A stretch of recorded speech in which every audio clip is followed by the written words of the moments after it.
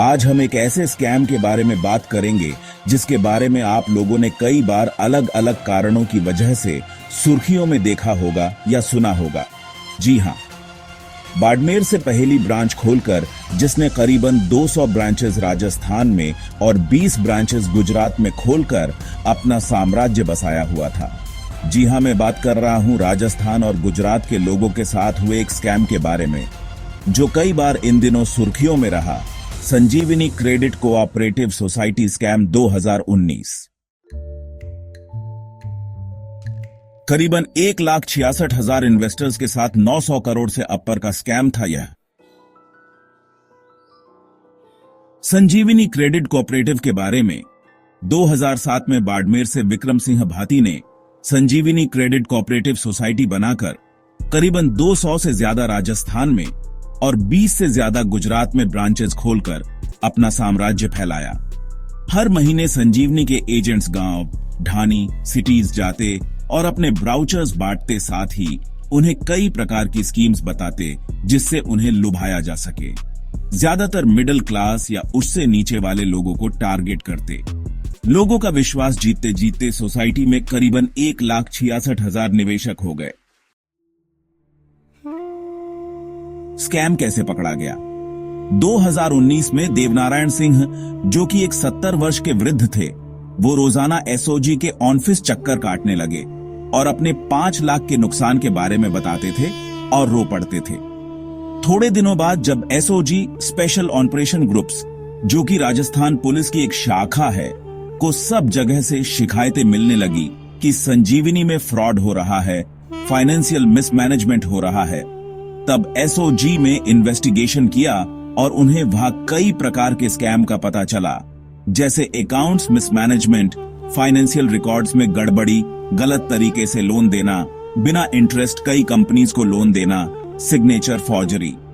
तब एसओजी ने संजीवनी के मैनेजिंग डायरेक्टर विक्रम सिंह भाती को गिरफ्तार किया और साथ ही 5 और अन्य को भी गिरफ्तार किया गया और यह पुष्टि करी कि यह फ्रॉड 900 करोड़ का है और इन्वेस्टिगेशन को आगे बढ़ाई।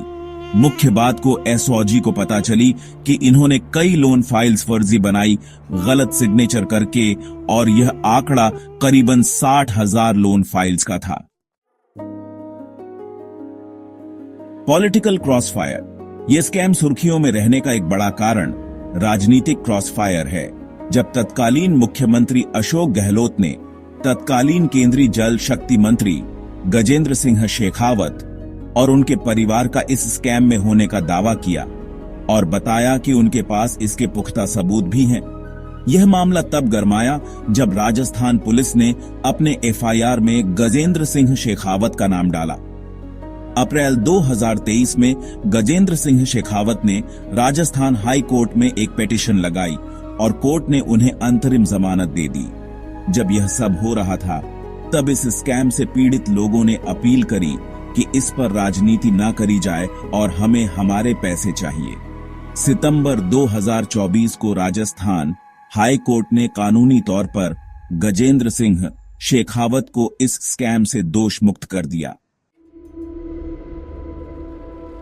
विक्रम सिंह भाती के गजेंद्र सिंह शेखावत से रिश्ते विक्रम सिंह के शेखावत साहब के साथ रिश्ते थे, यह को जगजाहिर था।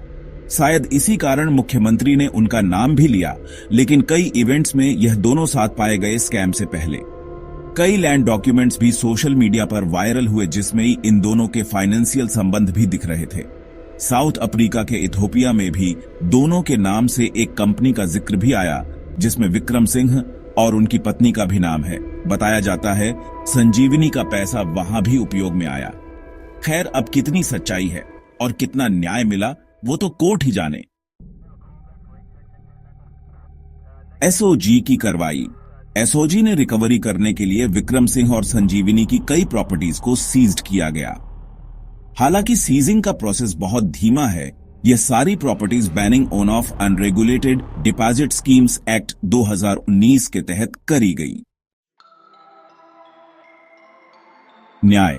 राजस्थान में कई जगह पर निवेशकों ने रैलियां निकाली कि हमें हमारा पैसा वापस दिलाओ। कई बैनर्स लिए घूमे कि हमें न्याय दिलाओ, पर अभी भी न्याय खुद न्याय की प्रतीक्षा कर रहा है। किसके थे ये पैसे किसान? जिसने अपनी जमीन बेची थी विधवा, जिसने पेंशन के पैसों को इन्वेस्ट किया था, छोटे छोटे दुकानदार जो बड़े सपनों या अपने बच्चों के भविष्य के लिए बचत कर रहे थे। न्याय की इस धीमी प्रक्रिया पर हम सब शर्मिंदा है। ऐसे और भी वीडियोस के लिए लाइक और सब्सक्राइब करें हमारे चैनल को।